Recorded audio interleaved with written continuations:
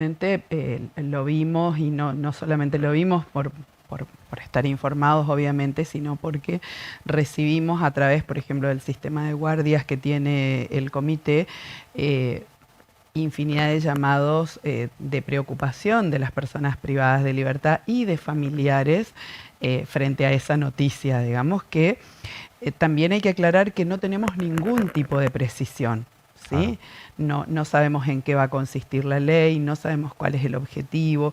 Resulta preocupante, digamos, que se haga un recorte de todas las situaciones o de todos los problemas que atraviesa el contexto de encierro, que solamente el foco esté puesto en el derecho a la comunicación o en este derecho que oportunamente digamos, garantizó, que es el derecho a la comunicación a través de los dispositivos telefónicos o las tablets, en fin.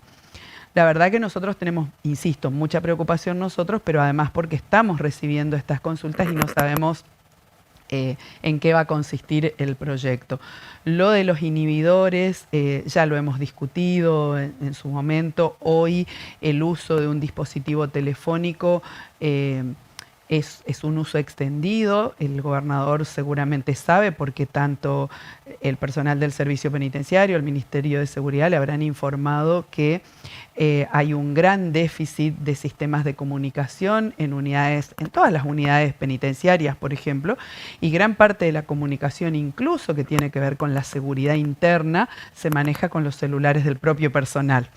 ¿Sí? En Saespeña, por ejemplo, que es una unidad muy grande, que está en un predio bastante amplio, desde el lugar donde está el personal que hace la seguridad interna a los distintos módulos, muchas veces cuando los sistemas propios, las radios handy, los WINS no funcionan, el personal ocupa sus propios Claro. teléfonos, digamos. Entonces, creemos que, bueno, tendremos que esperar a ver cuál es la idea, pero sí, de alguna manera instamos y venimos planteando la necesidad de discutir todo lo que hace al sistema de encierro y no solamente la particularidad de el derecho a la comunicación, ¿no? Claro. Bien, ¿cómo llegamos hasta a esta parte? Porque recuerdo yo que no sé si era el año pasado que se hizo una ley que no era que prohibía, sino que restringía el uso de los celulares. Eso fue vetado por Capitanich. ¿Cómo se llegó a eso? Esto viene de la Sí, pandemia, ¿sí? En la pandemia que obviamente atraviesa a todos los sectores, también al contexto de encierro, donde debido al cuidado que debía hacerse por el altísimo riesgo que tienen estos claro. contextos, donde no está garantizada salud, agua, aire, en fin, una serie de condiciones mínimas, el teléfono, digamos, permitió que se pudiera sostener, que se pudieran Claro. mantener los vínculos, que incluso gente pudiera seguir estudiando, en fin, vino a resolver como nos resolvió a todos, Claro. digamos. Recordemos que las personas en contexto de encierro están privadas de la posibilidad de circular y demás, pero los otros derechos los tienen o deberían tenerlos garantizados. A raíz de eso, que había resultado auspicioso, digamos, que no se había generado ningún tipo de inconveniente, esto también es importante, porque no es lo mismo la provincia de Santa Fe, la provincia de Corrientes, que la provincia de Chaco. Fíjese que estoy diciendo provincia de Corrientes. El gobernador, yo lo escuché no el día de la apertura de sesiones, sino el día domingo en la presentación de un multimedio, poner el ejemplo de una situación en Corrientes, ¿sí? No es lo mismo Corrientes que Chaco. Eh, Parece una pavada lo que digo, pero hay que mirar la composición, quiénes son las personas privadas de libertad, qué tipo de delitos, en fin, hay que mirar una serie de cuestiones como para poder poner ejemplos o evaluar las situaciones. Pero lo cierto es que luego de eso, el Comité Nacional de Prevención de la Tortura, que es el órgano rector de todos los mecanismos como el nuestro, emite una recomendación. Nosotros ya veníamos también trabajando y observando, digamos, lo auspicioso, lo bueno que había sido, sobre todo para prevenir situaciones de violencia institucional, para que las personas pudieran plantearnos, bueno, no estoy teniendo contacto con mi defensor, no estoy recibiendo asistencia médica, en fin, una serie de situaciones. Se atendieron situaciones, por ejemplo, de salud mental en forma remota a través de los teléfonos.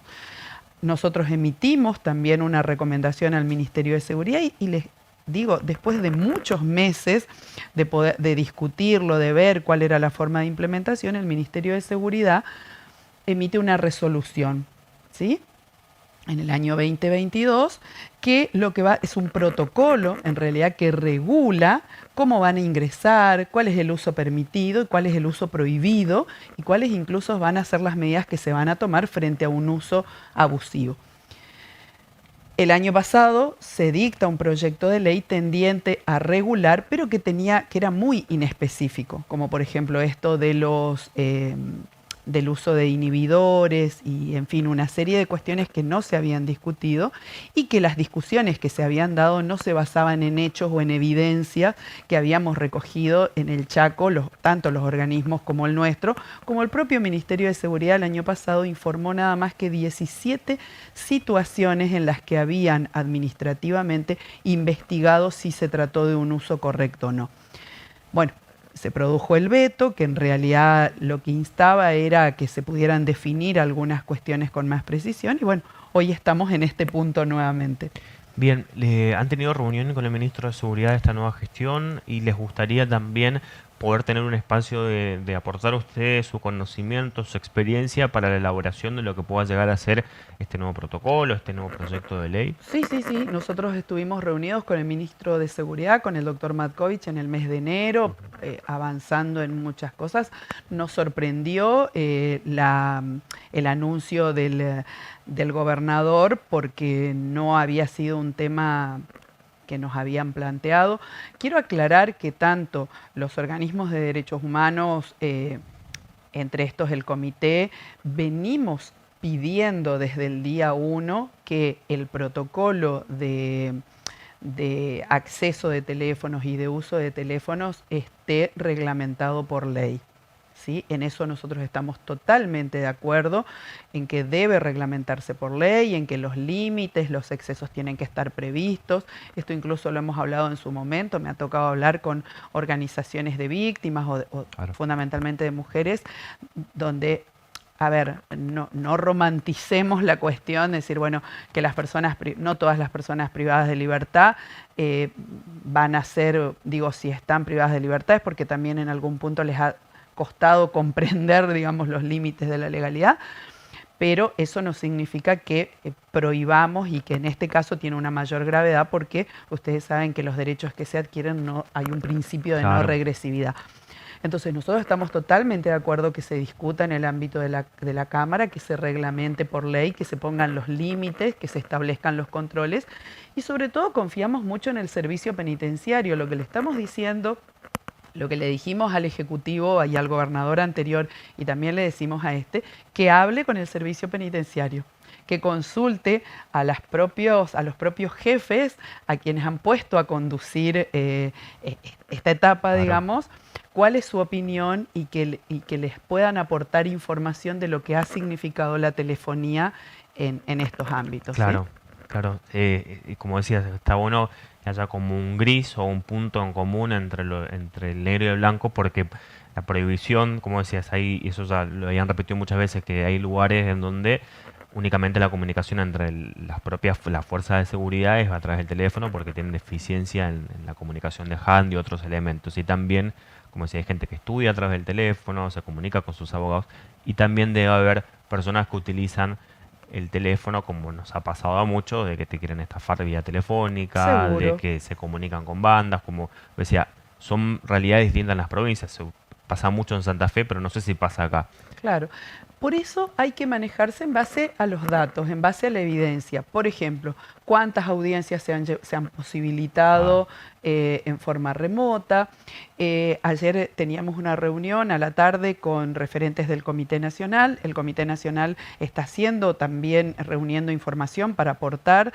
Bueno, por ejemplo, nos decían cuánto se ha ahorrado en combustible, por ejemplo, a partir de que parte de los trámites o de las gestiones se pudieron hacer en vía remota. Nosotros tenemos los datos de la cantidad de llamados que hemos resuelto de prevención. De hecho, el año pasado se habían interpuesto 2 habeas corpus por situaciones de violencia dentro de la cárcel y que fueron posibles a partir de las denuncias que hacen las propias personas privadas de Claro. libertad de esa Que muchas situación. veces filman esas situaciones y El contacto familiar, un dato concreto sería, bueno, ¿cuánto aumentó la matrícula de personas que pueden? El sistema penitenciario en la provincia del Chaco tiene un gravísimo problema, que es que no llega ni al 50% de la cobertura o de poder garantizar el derecho a la educación de las personas privadas de libertad.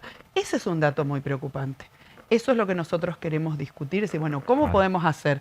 ¿Por qué? Porque, por ejemplo, no hay espacios físicos, entonces sabemos que hay una imposibilidad material. Bueno, ¿cuántas de esas personas podrían, por ejemplo, podría garantizarse la educación, que es una obligación del Estado, que es uno de los ejes fundamentales en la readaptación social, por ejemplo, a través del teléfono? Y esos son datos concretos que existen. Claro, porque ese es el fin que tiene Claro. una cárcel, es que la gente pueda reeducarse y si no tienen acceso a la educación, porque esa gente tiene que salir en algún momento y a Pensemos- veces sale peor de lo que entró. Claro, pensemos que en la provincia del Chaco hay nada más que dos unidades especializadas en la atención de mujeres, solamente en contener mujeres. Una está en Don Santiago, otro en Villa Los Lirios y un área, porque no es, o sea, es un área dentro de una unidad penitenciaria mayormente masculina en Charata. Pensemos que todas las mujeres privadas de libertad o que transiten la privación de libertad en el Chaco, la opción que van a tener va a ser alguno de estos tres lugares, ¿sí? Si yo soy de Tacopozo, si soy del Impenetrable, si soy de Villa Ángela, no voy a transitar la privación de libertad. Si soy mujer, por ahí si soy varón, capaz tenga la posibilidad de quedar en alguna comisaría. Pero si soy mujer, no tengo opción más que ir a Charata o a Resistencia. Un dato que que debería el gobernador o el ejecutivo es preguntarle a los servicios sociales del servicio penitenciario cuántas revinculaciones hubieron a partir de a partir de contar con el teléfono. ¿Cuántas mujeres, cuántos varones se volvieron a revincular con sus hijos? Y ahí ya no estamos hablando del derecho de la persona privada de libertad. Estamos hablando del derecho de un niño, una niña, un adolescente, una familia a tener contacto con la persona privada de libertad. La persona privada de libertad es la que está pagando por el delito que cometió. Esa pena, ¿sí?, no se la podemos extender a la familia, ¿sí? La familia, por eso dije, muchos llamados de personas muy preocupadas porque nosotros, pensemos cualquiera de nosotros, no podemos hacer cargo a una familia porque uno de sus integrantes ha cometido un delito, ¿sí? Entonces, todas estas cuestiones hay que mirar. Seguramente hay que regular, seguramente hay que limitar, seguramente habrá sectores o grupos o personas a las que no va a ser posible acceder. De hecho, hoy ya lo hay. Hay fiscales, hay jueces que ordenaron que en determinadas causas no se limite o se tenga un control y eso ha funcionado de maravilla.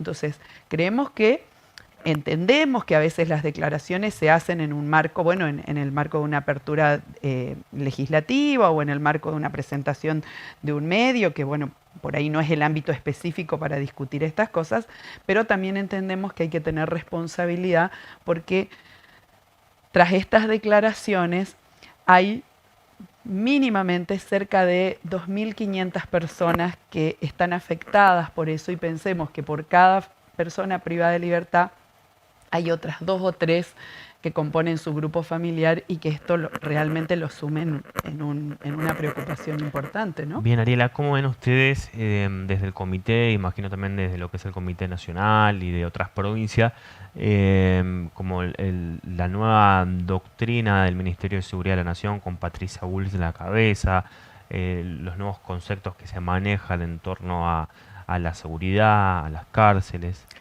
Bueno, en eso voy a decir que yo en eso me siento, y creo que hablo también por lo menos por el comité, nosotros nos sentimos orgullosamente chaqueños.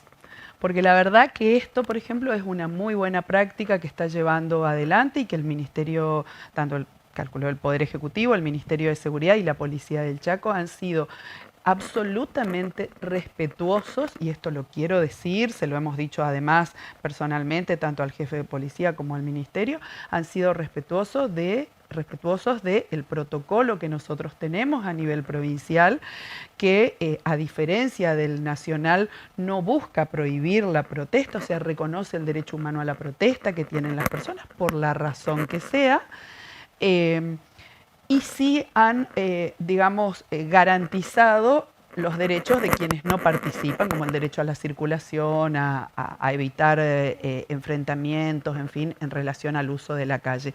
Entonces, la verdad que esa es una muy buena práctica. La verdad que hasta acá, por lo menos en lo que es el ámbito de la provincia, no hemos tenido situaciones en los espacios federales, como serían las rutas u otros espacios, pero hasta acá la verdad que hay que decir que de diciembre a esta parte, también con mucha responsabilidad por parte de los distintos movimientos sociales que entendieron que este protocolo les garantiza su derecho a la protesta, y la verdad que, bueno, hay que reconocerlo. Cuando las cosas se hacen bien hay que reconocerlas.